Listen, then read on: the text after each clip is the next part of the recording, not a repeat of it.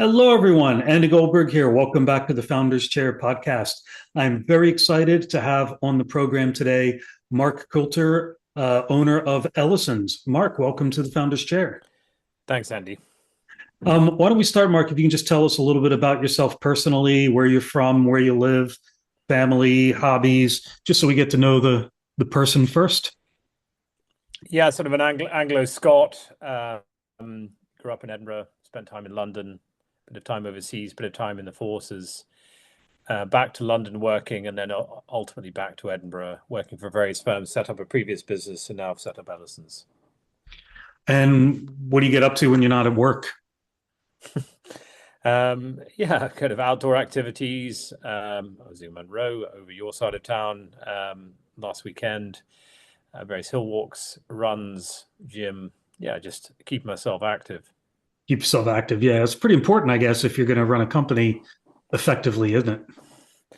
Yeah, I Uh, just think it's important. As you get older, it's important for life, isn't it?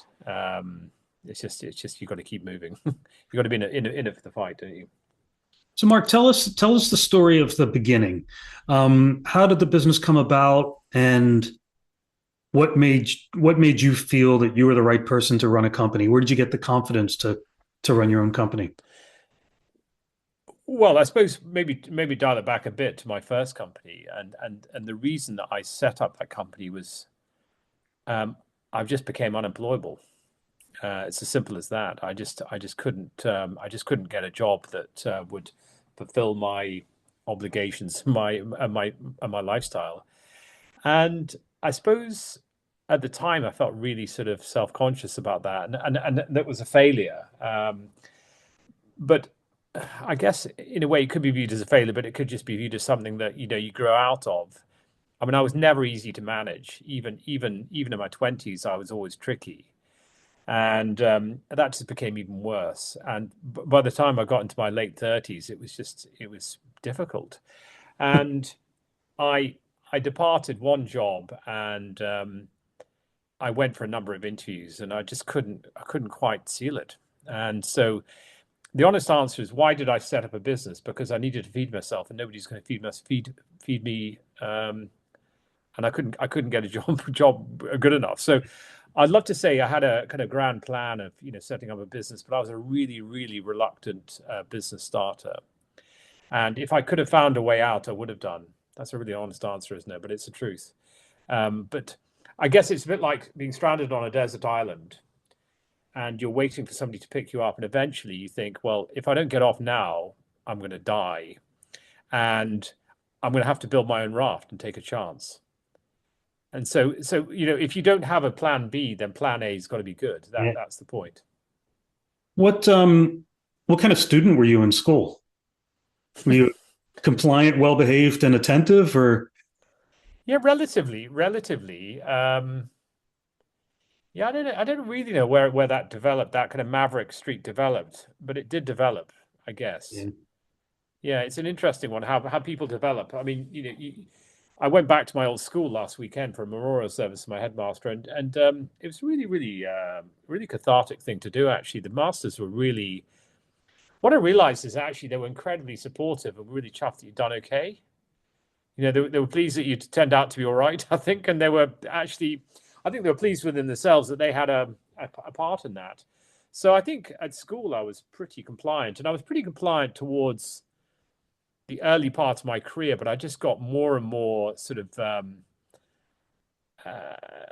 unorthodox in my opinions and my viewpoints, and that clashed. That Yeah. clashed with people. That jarred with people. It's just wondering whether there are signs of entrepreneurship early on in childhood, or whether it's just something that once you enter adulthood and you start thinking about, am I going to get a job or am I going to do something for myself? Yeah, look, I mean, I didn't have a father who was a high-powered businessman. He was a good employee, and he did really well. He's a hard-working, diligent guy, a great role model. I've got a lot of time for my dad. He's incredibly supportive and really consistent guy.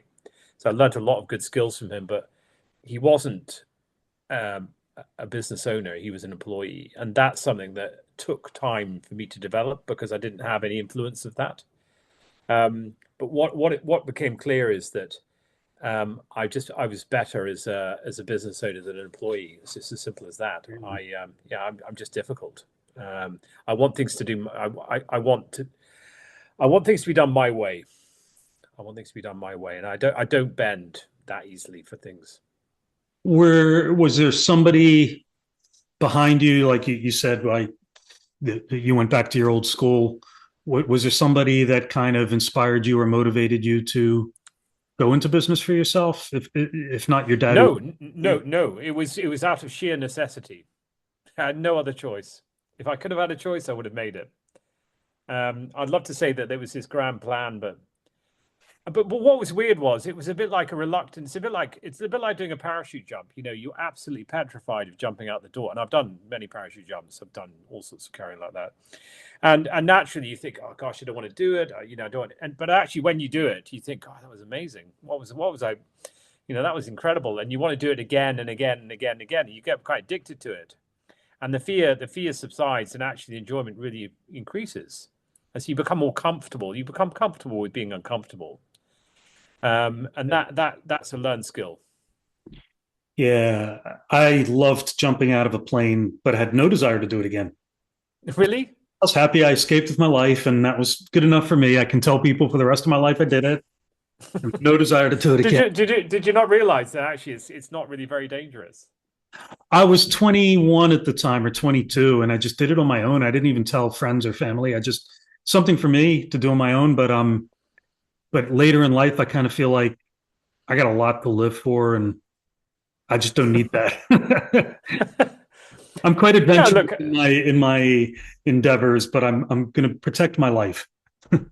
yeah, look, it's not like free solo. It's not like free climbing or anything really dangerous like that. But I mean, I look at the point about setting up your own business is once you step onto the treadmill, it becomes very, very enjoyable. It becomes Yeah. you think, gosh, I really wish it. I mean, my biggest regret is I didn't step onto the treadmill earlier. I mean, I spoke to a guy yesterday who said he exited his own business. He's still in his 20s. I mean, that's insane. Yeah. Now that really is, and that's an entrepreneur. I wouldn't consider myself an entrepreneur at all. I mean, that really is inspiring. There's Um, yeah. There's no regrets though. I don't think you feel regret. I think it's more just like if I could have done it differently, if I could do it differently next time, kind of thing. yeah, look, I mean, everyone wants to run a race, and it just depends on how fit you are to run that race. I mean, how well you prepare is ultimately going to have an impact on how well you do in the race. And I suppose the more practice you do for the race, probably the better you'll do. So I Yeah. could have started a business in my 20s and had a catastrophic failure. And people do, and that's nothing wrong. There's nothing wrong with failing at the race. You just try the race again, and you just do it better until you do it. So there's no wrong way, is there? So tell me about your company, Mark. Tell me about Ellisons, what you do, and who you do it for. Ellisons is a very boutique, very niche property consultancy that advises high net worth and ultra high net worth individuals from properties broadly from 500,000 up to 6 million in Scotland. And I think typically with a lot of businesses that are out there, they've gone from very high end to very middle end, and there is a real desire for a one-on-one. But the problem with typical traditional businesses is they take on too much cost and therefore have to increase their turnover. And so therefore there's a desire for from some people for a more traditional, more a bit like private banking. You can pick up the phone to somebody, you get the business owner, he's dealing with, or he or she is dealing with the sort of the material touch points of that transaction, and you've got them on speed dial. That's what we're talking about, and you're going to have to pay for that, but that's okay, that's fine as long as you deliver, no problem. Yeah. So and where are your clients? Is it they tend to be kind of local East, area or all over? Central Prime Edinburgh and Central or Prime East Lothian. Those two areas. And we're not a volume business. I mean, for instance, we've got 12 properties on the market at the moment, but they average between 1 and 5 million. And when you're you can't you can't be giving that level of service to 30 people. It just Yeah. doesn't work because they say dance and you say no problem. But what I mean, if you I've just been so I was just preparing dinner just a second ago, just before this call, an early dinner because I've got a meeting later, and I had a phone call from a from a person who's got a nice £1 million plus property. I was looking at it on the net, and she's looking at something which is worth 2 million, and she said, "I don't want to interrupt your weekend," and I said, "Well, you shouldn't worry about interrupting my weekend. If you want to buy a nice house and you want to give me business, then you can interrupt my weekend anytime." Because that's what it's all about. It's about kind of putting yourself out for people. So I put it down in the diary for 9 o'clock on a Saturday morning, and we're going to go and see her house afterwards if she's interested. That's the point. That's the kind of level of service you get. Yeah, I get that. Kind of like when Brad Pitt is staying in your hotel. Yeah, look, I mean, if somebody said to you, get up at 2 in the morning and I'll write you a check in 2 months' time for £10,000, you'd do it, wouldn't you? Well, I would anyway.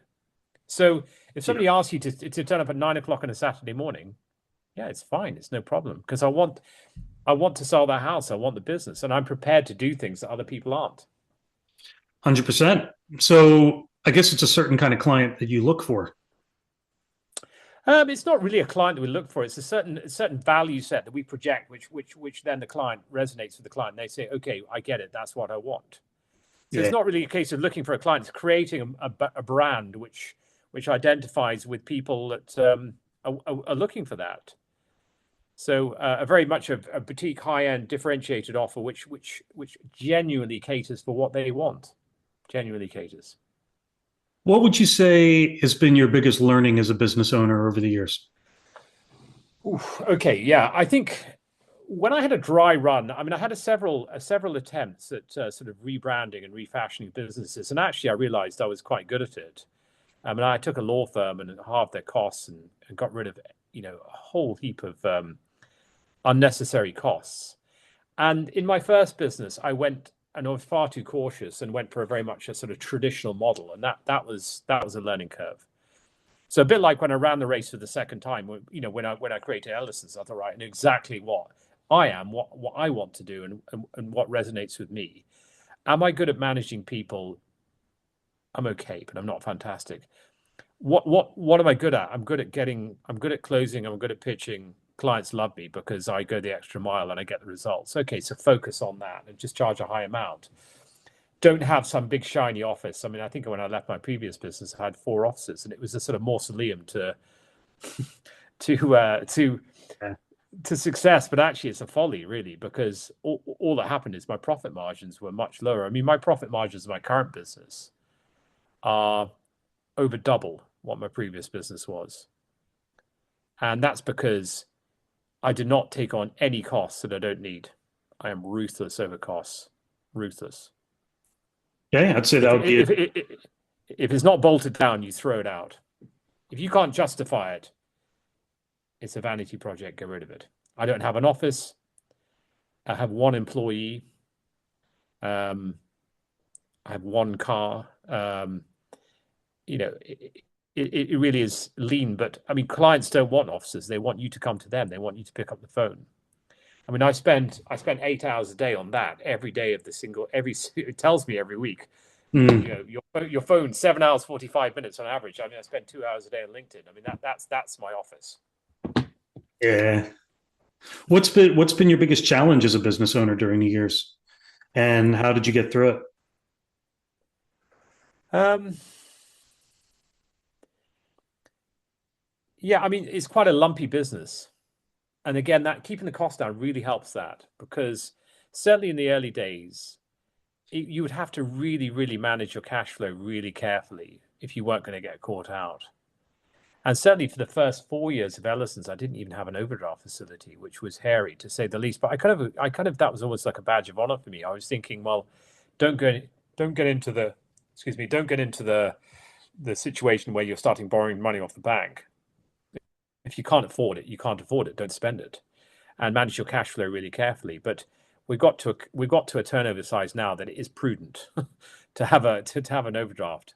So Mm. biggest challenge is yeah, managing cash flow, I suppose, is always going to be a challenge for a business that's transactional. if you don't have recurring income, that's always going to be a challenge. Yeah, or predictable income. Yeah, that's right. And to some extent, it's predictable because you know what you're doing, but sometimes it can be feast and sometimes it can be famine, and you need to ride out that famine quite heavily. So you just need to be canny about what you're doing. Yeah. What's the next big thing for you in your business, Mark? What in terms of growth, opportunities, challenges? What do you see the next 1 to 3 years looking like? Yeah, I mean, growth is an interesting concept, isn't it? When people think about growth, they think about taking on lots of employees or consultants, as I did, and that really isn't my aim. My aim is to consolidate where I am in my market sector and increase my average fee. So my key performance indicators are improving all the time. I want to make my business more profitable, and I want to make sure that I'm hitting the right type of clients and making sure I get the right type of business. So, for instance, when I started my business, I charge 50% more than I do now. Sorry, I charge 50% more now than I did when I started the business into fee wise, and I want to increase that further because we've been successful and because we've had good results. People are now coming to us and saying, "I want to instruct you because of recommendation." And that's a much easier conversation to say, well, look, if you want to go with us, then we've only got a finite amount of time. So therefore my charge out rate goes up. That's the Yeah. key. So it's not, I guess lots of business owners, and I was included in that when I started my previous business, it was just a size thing. It was just like, oh, turnover, turnover, turnover, turnover. And actually I didn't really have a huge handle on profit or about realization, about realizing your time in the most profitable way possible. And that really is the big aim. I mean, I'm in my 50s now, and what I want to do is I want to stay in the game as long as possible, and I want to be enjoying it as much now, as much in 10 years' time as I am now, because I like it. It's my identity. It means too much. I can't imagine wanting to retire and going to play golf. I just couldn't think of anything worse. I mean, who would I be? I wouldn't be, it's just, I mean, that's the problem with business owners is, and actually males, I think, are really bad for this.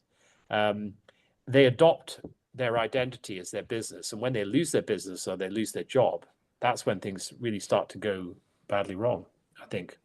And I'm guilty of that, but I don't mind because I'm in control. Yeah. I guess the flip side of that is the business owner does not identify with their business, has no passion for it.